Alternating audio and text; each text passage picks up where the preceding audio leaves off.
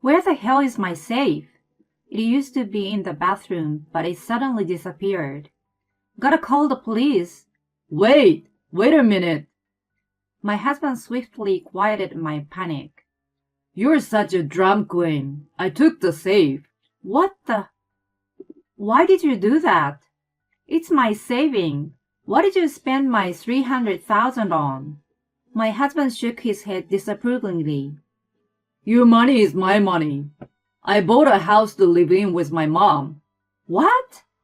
I was going to tell you, but you found out, so I tell you now. Divorce me. I got your saving, so you're no longer needed. What kind of surprise was this? I was too astounded by his triumphant attitude that I couldn't protest. Understood. Have a nice life with your mother. Great! You're being so reasonable. So long! Watching him leave cheerfully, I felt such gratefulness in my heart. Honestly, it turned out better for me that he took my safe. I was planning to destroy his life with what was inside anyway. What a fool to bring it onto himself. Forget the nice life. My name is Mary. I'm a 35-year-old housewife. I was living with my husband Dan and our daughter Lydia in a suburb. I met Dan about 10 years ago. After graduating from university, I joined the workforce and was introduced to him by my colleague. He had a gentlemanly appearance, and his personality was calm and collected. We were first friends, but it didn't take us long to romantically involved. After 5 years of dating, we were both close to 30 years old, and the words of marriage started popping up. We wanted kids for sure, so it was natural to go that way. We did get married, and a year after, we were blessed with our first baby. We became a family of 3 with a long-awaited our own daughter. It was such a joy to watch her grow fast. The little baby started walking alone one day, and started talking next, and then, finally, she started preschool. But not everything was perfect. Dan and I, of course, had some quarrels, and there were times I was troubled with the childcare. But as with anyone else, I overcame the obstacles. Smooth sailing, yet I had one problem. Well, maybe not a problem, but more like an annoyance. Anyway, there was one thing which bothered me. It was Dan's mom, Anita. In other words, my mother-in-law. She lived alone in our neighborhood. Her husband was still with her until a year before. When he passed away, she decided to remain in the house. She loved him so much that losing him was quite hard on her. She caved inside the house for a while, but she must have accepted the reality and started coming out with a smile on her face. I was very happy for her for sure. However, it also created a problem. She had always been obliging and was willing to help us out from the beginning.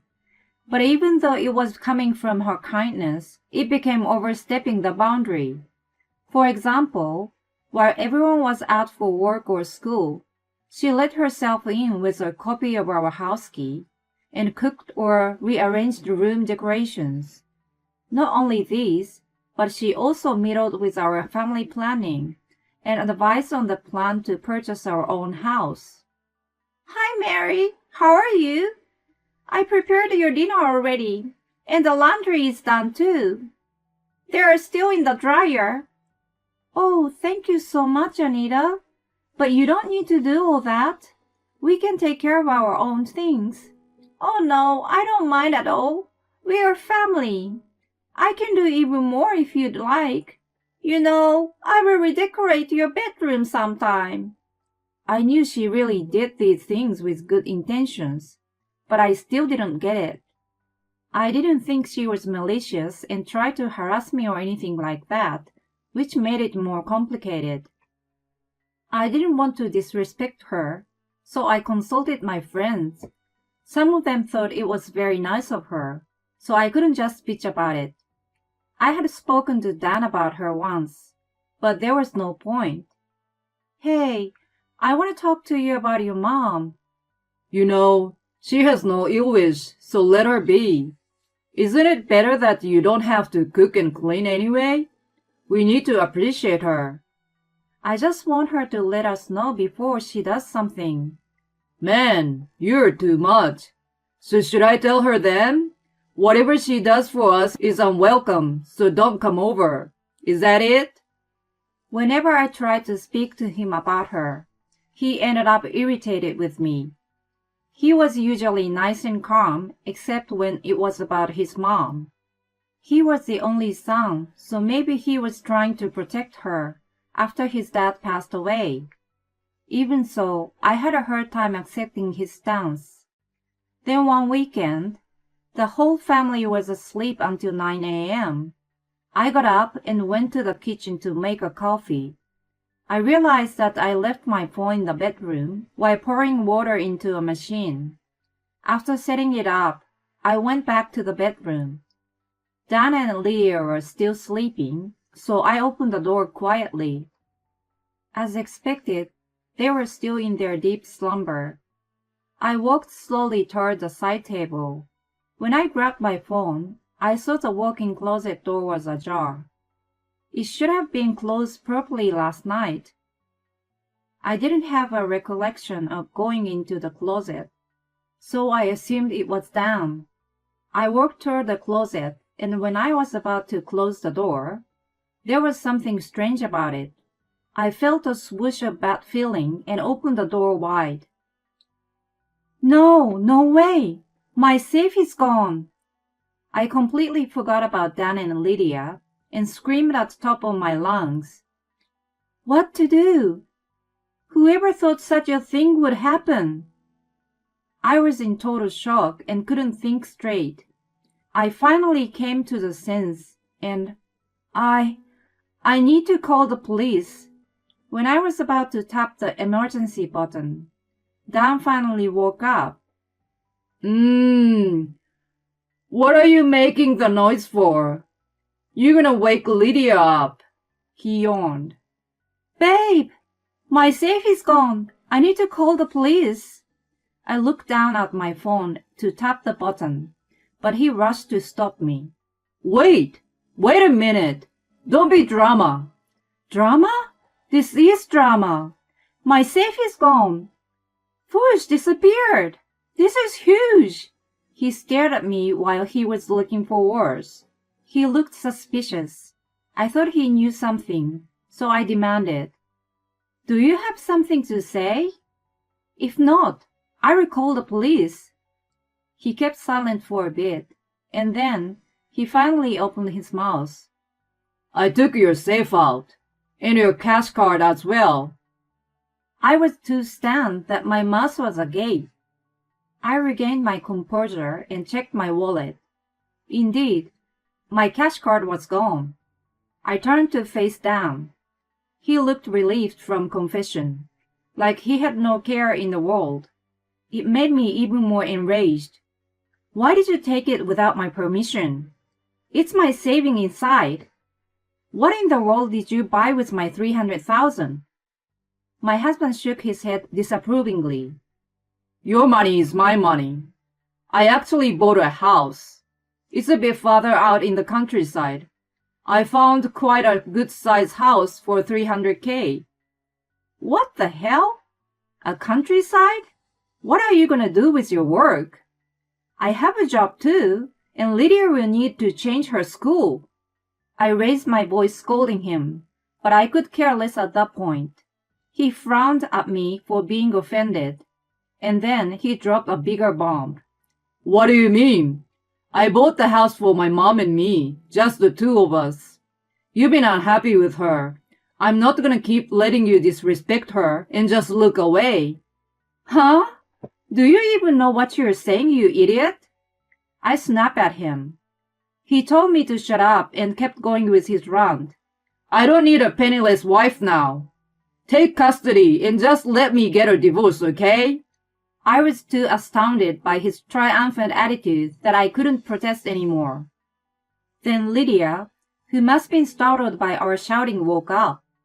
I picked her up in my arms from the bed. He chose his mother over his precious daughter. If so, there was no point keep arguing with him. I decided. Okay, let's get a divorce. Have a nice life with your mother, he said, grinning. Great! You're being fair. Wait here. I will get the divorce papers. Surprisingly, he had already prepared our divorce papers. He went out of the bedroom and quickly returned with them, which he shoved in front of me. I saw that he signed it already. You can submit them. I'm going back to my mom's. He started packing his things up. I stared at the size of his face for a while. It was like looking at a complete stranger. There was no sign of Dan I fell in love with. I'm hungry, Mommy. Lydia had no idea what was going on and spoke innocently. Let's have breakfast, sweetie. I walked out of the bedroom with Lydia in my arms.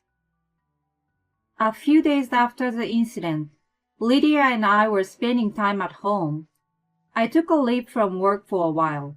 If I was to divorce, there were some legal matters within the company to be taken care of, so I had spoken to my boss about bits and pieces of my circumstance. He told me to take the leftover paid leave and take it easy. I really appreciated his understanding. I informed Lydia about the divorce. It was hard for her to understand the situation, but I tried to tell her as much as I could. Daddy likes Granny more than me? She asked simply and then stopped talking about him. How sad. I must protect her and never let her feel unfortunate. Mommy, your phone is ringing. I must have been deep in my thoughts that I didn't hear my phone. Thanks, honey. Can you play along while I'm on the phone? I picked up the phone in my hand and saw Dan on the screen. I expected him to call me sooner or later. Yes? He started ranting as soon as I answered. God, you took a long time. Hey, what's that about? Why is there such a thing in the safe? You better explain. He sounded half sobbing while shouting. As you can see, or it's more like as you can hear, it's evidence of you and your mom stealing my money. I know everything. You took the safe because your mom put it in your head, right? I mean, you're still responsible for being influenced so easily. Anita was the one who came up with the idea and sent Dan to do the heavy lifting and buy a house. I actually knew she was eyeing my safe for a while. One day, when she let herself in the house, she assumed I was out and didn't see me in the living room. I watched her going right into the bedroom, which made me wonder why. I followed and observed her quietly. She disappeared into the walk-in closet and made some noise, and then left the house immediately after. When I checked what she had done, I found the safe scratched with some metal or something. 2 days after the incident, my safe disappeared. I remembered about it after Dan and I had fight. But when did you record this? You weren't around when we were discussing. You really didn't know. I was actually there. That's why there is a recording. A day after he gave me the divorce papers, I went to Anita's house. I couldn't do much about getting a divorce and having my money used, but I couldn't stand to let it go without saying anything to her. When I got to her house, an idea popped up in my head. I was going to revenge on her. I too had a copy of her house key, so I decided to let myself inside and freak her out. It was nothing compared to what she had done, but at least something. As soon as I got inside, I heard her and Dan talking. They were discussing the house they bought in the countryside. I immediately turned on the recording on my phone without thinking. Then Anita started laughing in her glory. She was enjoying the conversation about how she managed to take my savings successfully. I finally realized it was all her doing at that point. I was outraged that I almost jumped on her, but I kept my cool and continued recording. When the conversation was coming to the end, I went back home and downloaded the data into a USB, and then returned to Anita's house. You see, I left the USB in the safe then. Are you gagging? Dan couldn't say a word after knowing the truth, but I heard someone else taking over. You bitch! What are you hoping to get from this? Your money is already spent, so there's no point anyway. Stop blackmailing us. She was hysterical. Indeed, the money had been spent as she said. I saw only a few $100s left in the safe. You're wrong. There's a point. I heard from someone that you bought the house through an agency, where Dan's friend works, right? Yes, so? He's my friend as well. I knew him before Dan and introduced him.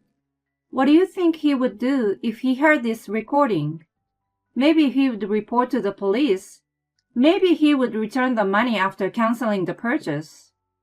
If so, there will be a penalty of the breach of contract and cancellation charge. As far as the truth goes, the agent who sold the house was really my friend, but the rest was bullshit. But for Anita, the effect was remarkable, and her voice was trembling. No way! It's your fault for just hoarding up money. I spent it on behalf of you. What will you do for us if we can't live in the new house? You better have a good solution. She screamed some incoherent threat. I don't quite get what you're saying. I have nothing to do with you now, so do what you want. When I pushed her away, I heard her desperate scream and hung up on her. I finally felt a little better. After that, I contacted my friend at the real estate agency. He sympathized with me when I explained the situation and even returned my money. I had a little hope, but I didn't really expect it. He said it was for an old friend, but he also mentioned he couldn't stand cheaters. Either way, I was elated to get my money back. The house Dan and Anita purchased was actually non-cancelable. My friend said, however long it takes, I will have them repay. Thereby, they ended up working like slaves to pay the loan. Unfortunately for Dan, he had already quit his job to move to the countryside. There was no work that would pay as much as he used to earn, so he was forced to take multiple jobs. As for me, I used the money to buy a brand new apartment and moved in with Lydia and my parents. They offered to support me in the absence of a husband. I swore as I stroked the hair of Lydia, who slept with her head on my lap, that I would do whatever it took to raise her to be an honest person, unlike Dan and Anita, and give her a full happy life.